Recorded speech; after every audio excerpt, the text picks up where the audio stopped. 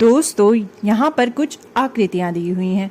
यह आकृतियाँ ली गई हैं आपकी NCERT की कक्षा दूसरी की पुस्तक गणित का जादू के पाठ 5 से। हम इन आकृतियों को अगर ध्यान से देखें तो इनमें है एक पैटर्न और हमें वो पैटर्न आगे पूरा करना है।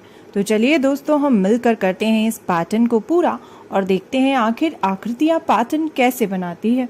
तो देखिए, यहाँ पर सबसे पहला जो हमारी आकृतियों का पैटर्न है वो है।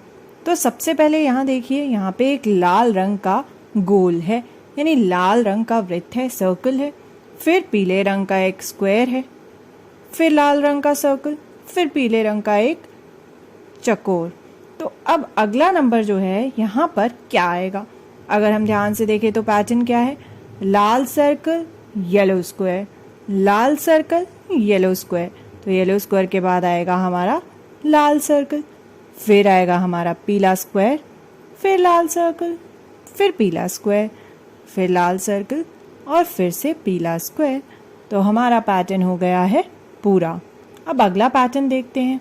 अगर हम इस पैटर्न को ध्यान से देखें तो यहाँ तो जो एरो हैं, हमारे तीर हैं, वो ऊपर की ओर ही जा रहे हैं सारे के सारे। तो आगे भी सारे तीर ऊपर की ओर ही जाएंगे। तो यह हमारा पैटर्न हो गया पूरा। अब देखिए ध्यान से इस पैटर्न को। इसमें मौजूद है कुछ आकृतियाँ जो कि है गोल, यानी कि सर्कल। पिंक कलर के गुलाबी रंग के सर्कल्स यहाँ पे हैं। अब देखते हैं यहाँ पे क्या पैटर्न बन रहा है। सबसे पहले देखिए, यहाँ पे है एक सर्कल, फिर है 2 सर्कल, फिर 3, फिर वापस 1। तो यहाँ पे 1 के बाद 2, 2 के बाद 3 और 3 के बाद वापस 1 है। तो अगला नंबर इसमें क्या आएगा? यहाँ पे 1 के बाद क्या आना है? 1 के बाद 2, 2 के बाद 3, तो फिर से 1 के बाद फिर से आएगा 2 और फिर 2 के बाद कितने नंबर के सर्कल्स आएंगे? 2 के बाद आएंगे 3 सर्कल और 3 के बाद वापस से आएंगे 1, फिर 2, फिर 3 और फिर वापस से 1 सर्कल। तो यह हमारा पैटर्न हो गया पूरा। अब अगला पैटर्न देखते हैं यहाँ क्या हो रहा है।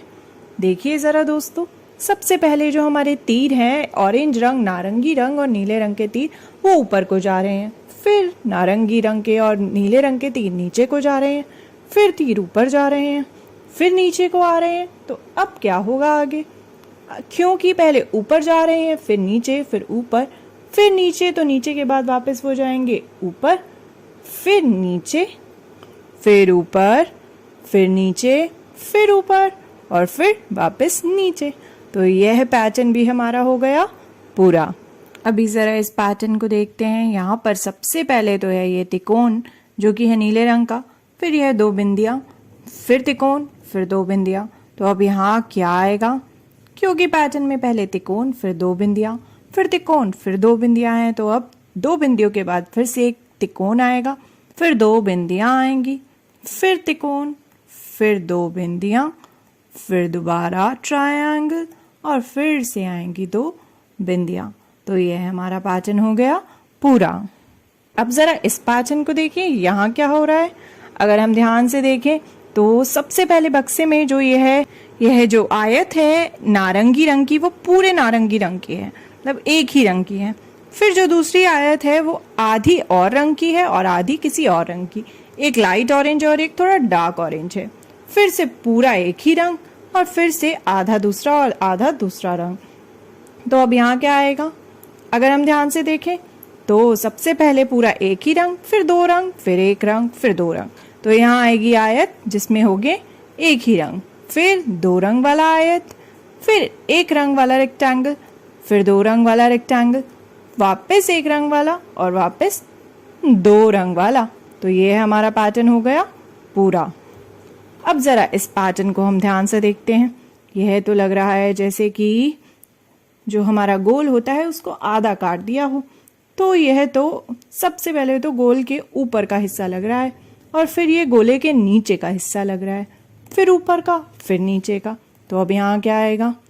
पैटर्न में पहले ऊपर का हिस्सा है, फिर नीचे का, फिर ऊपर का, फिर नीचे का। तो अब यहाँ पे ऊपर का हिस्सा आएगा, फिर आएगा नीचे का हिस्सा, फिर ऊपर का हिस्सा, फिर नीचे का, फिर ऊपर का हिस्सा और फिर दोबारा नीचे का हिस्सा।